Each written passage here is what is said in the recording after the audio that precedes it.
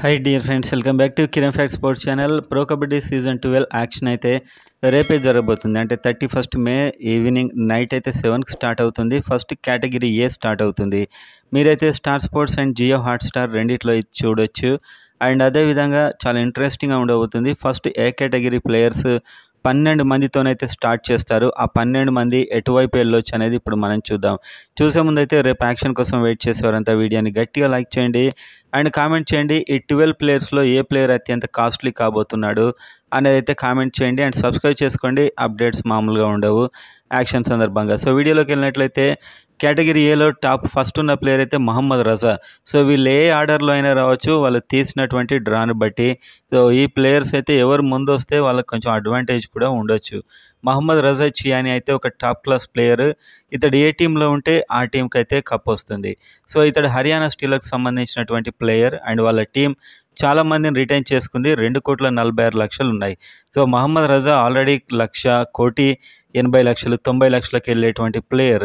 So వీళ్ళు చాలామందిని retain చేసుకున్నారు. సో ఈ 2,46,00,000లో 2 crores దాకా కూడా పెట్టవచ్చు మేబీ ఎఫ్బిఎం కార్డు. అంటే వేరే టీం ఏదన్నా పాడినా కూడా వీళ్ళు ఎఫ్బిఎం పాడి మళ్ళీ అతన్ని తీసుకోవచ్చు. సో ఆ విధంగా చేసే అవకాశాలు కూడా ఉన్నాయి. ఆ కోచ్కి అసలే మహమ్మద్ రజా అంటే చాలా ఇష్టం, మన్ప్రీత్ సింగ్. సో ఇతన్నికైతే టార్గెట్ చేస్తాడు అండ్ మిగతా టీమ్స్ కూడా గట్టిగా పోటీ పడతాయి. కానీ ఇక్కడ విలన్ అయితే ఎఫ్బిఎం కార్డే.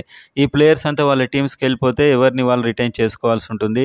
ఒక్కొక్కసారి చాలా ఎక్కువ ప్రైజ్, ఇతనికి 2 కోట్లు దాటినట్టయితే మళ్ళీ హర్యానా అయితే ఎఫ్బిఎం వాడదు. సో ఓవరాల్గా నాకు అనిపించేది ఏంటంటే హర్యానా స్టీలర్స్ చాలా సాలిడ్ టీంని అయితే రిటైన్ చేసుకుంది. సో ఇతనికి ఎఫ్బిఎం వాడే అవకాశాలు కూడా ఉన్నాయి. కాకపోతే ఆ డబ్బు ఎంత అనేది దాన్ని బట్టి ఉంటుంది. నెంబర్ 2 భరత్ హుడా కూడా కేటగిరీ ఏలో ఉన్నాడు. యూపీ యోధాకు సంబంధించి వాళ్ళ టీం దగ్గర 1,86,00,000 మాత్రమే ఉంది. భరత్ హుడాకైతే ఎక్కువ డబ్బు రాదు కాబట్టి ఇతనికి వాళ్ళు ఎఫ్బిఎం చేయవచ్చు. ఎందుకంటే వాళ్ళు కొందరు ప్లేయర్స్ని ఆల్రెడీ రిటైన్ చేసుకున్నారు. రైడర్స్ని తక్కువ ధరకు వస్తే ఇతన్ని వీళ్ళు ఖచ్చితంగా ఎఫ్బిఎం కార్డు వాడేస్తారు అని నాకైతే అనిపిస్తుంది. అండ్ అదేవిధంగా నెంబర్ 3లో పవన్ షెరావత్ తెలుగు టైటాన్స్. సో ఇతడైతే 3,70,00,000 ఉంది తెలుగు టైటాన్స్ దగ్గర. 10 మంది ప్లేయర్స్ని అయితే రిటైన్ చేసుకున్నారు. వీళ్ళకి ఒక ఐకానిక్ ప్లేయర్ కావాలి, టాప్ క్లాస్ ప్లేయర్. సో అదైతే పవన్ షెరావత్ ఎఫ్బిఎం కార్డు వాడేస్తారని నాకైతే అనిపిస్తుంది. 3,70,00,000 డబ్బు ఉంది, ఒకరైతే కావాలి. మిగతా వాళ్ళందరూ కూడా ఎఫ్బిఎం కార్డుతో వెళ్ళిపోయే అవకాశాలు ఉన్నాయి. కాబట్టి పవన్ షెరావత్కి తన టీమే ఎఫ్బిఎం వాడచ్చు. అతడు కూడా అన్నాడు మా టీమే నన్ను తీసుకోవచ్చు అని చెప్పి. అండ్ మ్యాక్సిమం పవన్ షెరావత్కి ఎఫ్బిఎం వాడే అవకాశాలు ఎక్కువగా ఉన్నాయనిపిస్తుంది. అండ్ ఆ తర్వాత విజయ్ మాలిక్ తెలుగు టైటాన్స్ ప్లేయరే కేటగిరీ ఏలోకి వచ్చేసాడు ఏకంగా.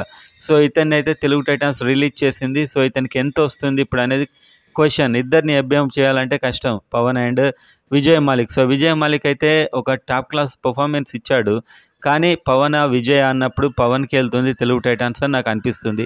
సో ఇతనికైతే వేరే టీంకి వెళ్ళే అవకాశాలు కూడా ఉండొచ్చు. ఇద్దరిట్లో ఒకరు మాత్రమే తెలుగు టైటాన్స్కి అయితే ఉంటారు. Next Fazel Atrachali Bengal warriors. వీళ్ళ దగ్గర అయితే 3,95,00,000 ఉన్నాయి.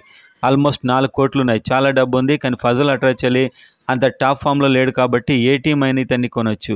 డిఫెండర్ ఇతను. అండ్ ఆ తర్వాత అంకుష్ రాఠీ, ఇతడు ఒక జైపూర్ సంబంధించినటువంటి డిఫెండర్ అండ్ పోయిన సీజన్లో బాగా ఆడాడు. వీళ్ళ టీం 3,30,00,000 ఉంది. సో వీళ్ళు డిఫెన్స్ కోసం ఇతన్ని ఎఫ్బిఎం చేయొచ్చు మేబీ. ఆ తర్వాత చూస్తే శుభం షిండే ఒక మంచి రైట్ కార్నర్ స్పెషలిస్ట్. తెలుగు టైటాన్స్కి ఇతనికి చాలా గట్టిగా టార్గెట్ చేస్తుంది పట్నా పైరేట్స్ టీం. ఇతను ఆ టీం ఆల్రెడీ మంచి రిటైన్ చేసుకున్నా కూడా 3,55,00,000 ఉంది ఇంకా టీం దగ్గర. సో శుభం షిండేకి వాళ్ళు మ్యాక్సిమం ట్రై చేస్తారు.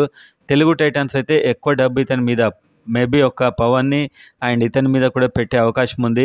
3,55,00,000 వీళ్ళ టీం దగ్గరే ఉంది. సో ఇతనికి ఎఫ్బిఎం వాడే అవకాశాలు కూడా ఉన్నాయి. అది అమౌంట్ను బట్టి అయితే ఉంటుంది. అండ్ నెక్స్ట్ మనం చూస్తే నెంబర్ 8 యోగేష్ దహియా. ఇతడు కూడా ఒక రైట్ కార్నర్.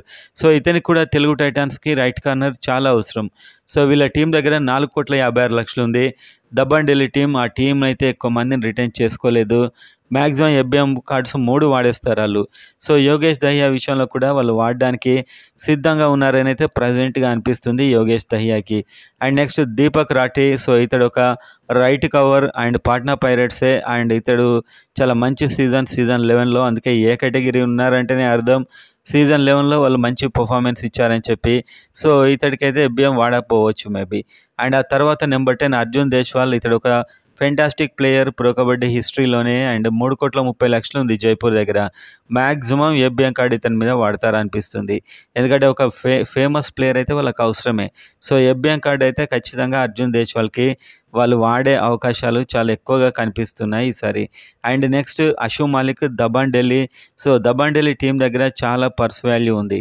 ఇంకా 4,60,00,000 ఉంది. సో ఇతని మీద అషు మాలిక్ మీద వాళ్ళు ఖచ్చితంగా ఏబిఎం కార్డు వాడేస్తారు. అందులో సందేహం లేదు. ఒకవేళ వాడకుంటే మాత్రం ఆశ్చర్యపోతాను నేను. సో ఎందుకంటే వాళ్ళకు మెయిన్ ప్లేయర్ అషు మాలిక్, ఇంకా వేరే ప్లేయర్స్ కూడా అంత టార్గెట్ చేయడానికి కూడా ఎవరు లేరు అషు మాలిక్ తప్పించి. వాళ్ళ దగ్గర ఉన్న అడ్వాంటేజ్ ఏబిఎం కార్డు కాబట్టి అది ఖచ్చితంగా వాడతారు. అండ్ ఇంకొక player number 12 Devank Dalal. So season 11లో అయితే దేవాంగ్ దలాల్ ఒక సూపర్ హిట్ అని చెప్పొచ్చు. టాప్ స్కోరర్ ప్రో కబడ్డీ లాంటి దాంట్లో టాప్ స్కోరర్ అంటే మీరు అర్థం చేసుకోవచ్చు అతడు ఎంత బాగా ఆడి ఉంటాడు. సో ఇతడికైతే పాట్నా పైరేట్స్ 3,55,00,000 ఉంది వీళ్ళ దగ్గర. సో ఆల్రెడీ వాళ్ళు కొందరు రైడర్స్ని రిటైన్ చేసుకున్నారు.